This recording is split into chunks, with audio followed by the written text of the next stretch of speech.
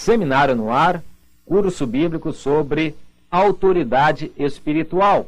Aula número 10, autoridades delegadas na igreja. Há muitas pessoas que estão interessadas somente nos aspectos individuais que lhe dizem respeito, não estão propriamente interessadas no progresso da igreja. Isto é mal.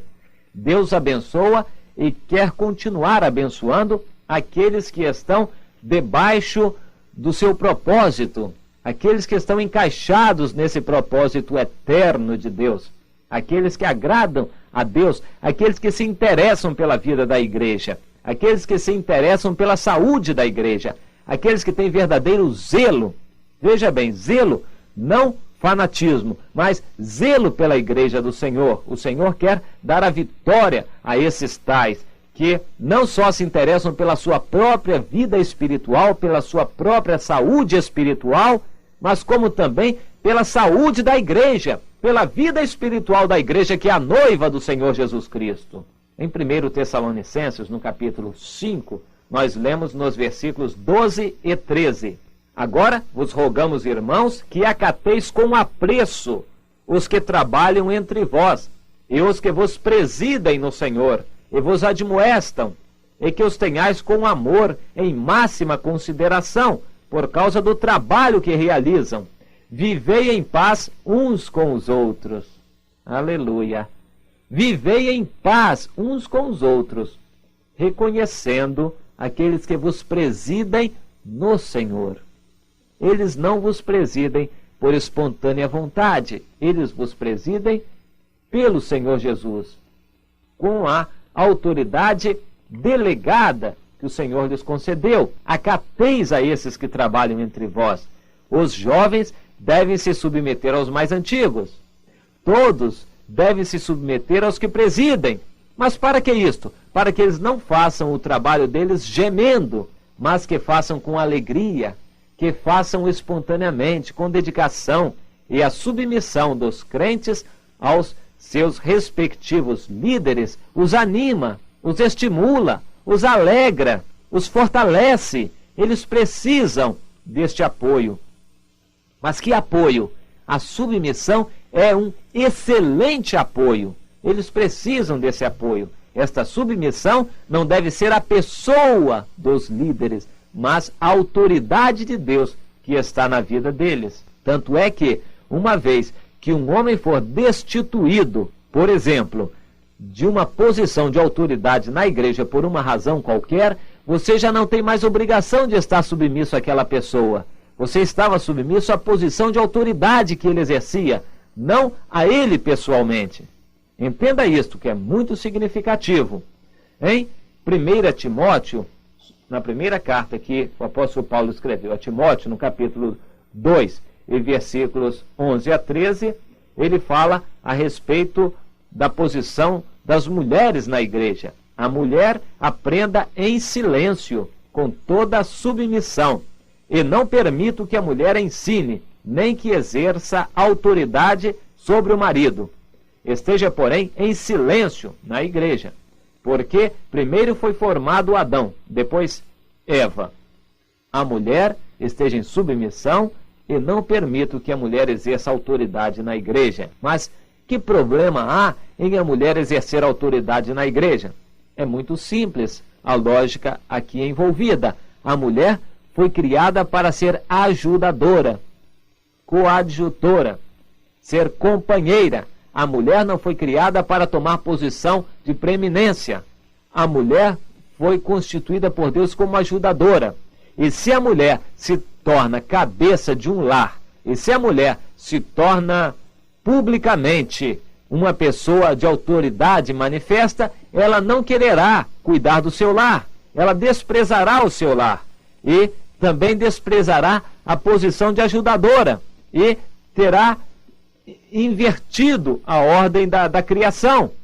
E essa mulher que terá abandonado o seu lar em favor de uma imagem pública vai estar sombreando seus maridos, vai criar tensões no seu lar. Eu não conheço uma mulher sequer que tenha grande repercussão pública, que não tenha problemas no relacionamento com seu marido. Se ela não tem problemas públicos, ela tem problemas íntimos, tensões internas no casal. A mulher não foi criada por Deus para ocupar posição de destaque, mas para ser ajudadora. E se a mulher começar a ensinar, a mandar na igreja, terá invertido a ordem das coisas. E se a mulher manda, por que não os jovens? Você pode observar, a igreja, onde as mulheres exercem muita autoridade, estão fazendo e acontecendo, os jovens também querem a mesma coisa. Atrás dos jovens vão as crianças. E a igreja vira uma anarquia, porque ninguém entende ninguém, ninguém se submete a ninguém, não há autoridade reconhecida. Vejam vocês, examinem e digam se não é a verdade. Em 1 Pedro 5, no versículo 5, o apóstolo diz: entretanto, a maneira como a autoridade deve ser exercida na igreja, não de uma forma qualquer. A igreja não é um exército com pelotões de fuzilamento. É um exército, sim, exército espiritual, mas não com pelotões de fuzilamento ou pelotões de policiamento ideológico. A igreja não é isto. A igreja é um corpo, uma família, onde existe amor, onde a paz de Cristo habita no nosso meio. O apóstolo Pedro diz: rogo igualmente aos jovens, sede submissos aos que são mais velhos. Outrosim, no trato de uns com os outros, cingi-vos todos, não só os jovens, os idosos, as mulheres, todos, cingi-vos de humildade, porque Deus resiste aos soberbos. Contudo, aos humildes, Deus concede a sua graça. Deus resiste aos soberbos, mas concede a graça aos humildes. No trato de uns com os outros, revestivos de humildade. É assim que os líderes, os anciãos, os presbíteros da Igreja do Senhor Jesus Cristo devem ser. Os verdadeiros bispos, supervisores da Igreja do Senhor, devem, esses líderes, exercerem a sua autoridade com humildade, agradando a Deus, para que o povo possa se submeter espontaneamente. É muito melhor que a submissão seja espontânea, que a paz habite no nosso meio, do que uma autoridade imposta. Não se impõe autoridade. Veja em Judas 9 que o próprio arcanjo Miguel, sob a autoridade do arcanjo Lúcifer, Satanás, era superior a Miguel em autoridade, e Miguel não o difamou, mas disse: o Senhor te repreenda. Que coisa tremenda! Nós devemos cultivar uma sensibilidade.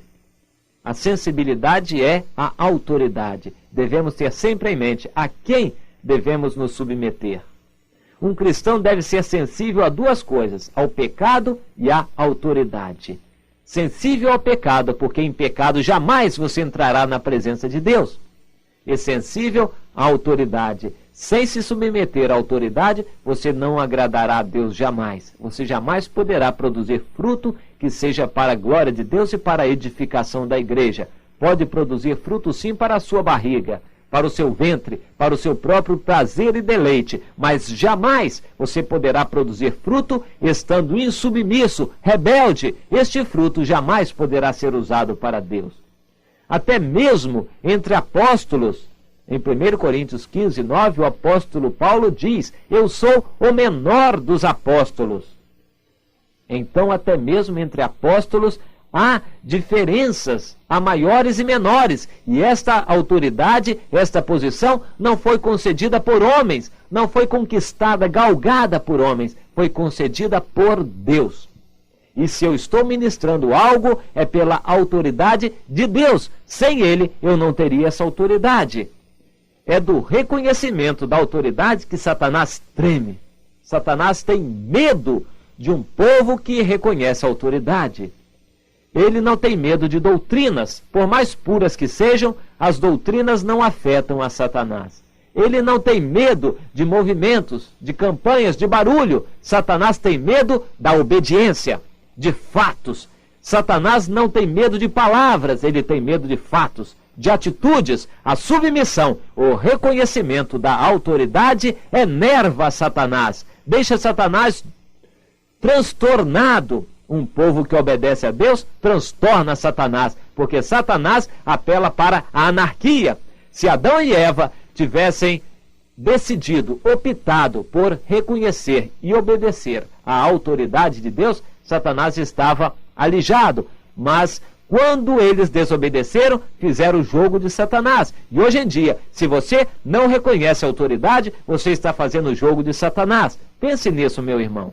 Já com relação à autoridade do governo, nós temos muita coisa na Bíblia sobre isto, mas o mais importante é que nós devemos reconhecer a autoridade do governo, independente das pessoas, independente de eles fazerem certo e errado. Preste atenção ao que a Bíblia diz. 1 Pedro 2, 13 e 14. Isso é muito sério. Você deve guardar essas palavras bíblicas a respeito deste assunto. Sujeitai-vos a toda instituição humana por causa do Senhor, quer seja ao rei como soberano, quer às autoridades como enviadas por ele, tanto para castigo dos malfeitores, como para louvor dos que praticam o bem. Sujeitai-vos a toda a autoridade, a toda a instituição humana. O que você entende por isto? Sujeitai-vos a toda a autoridade, seja ao rei, seja ao representante do rei, seja ao servo do rei. O que você entende por isto? Por acaso o sentido é obscuro? É claríssimo.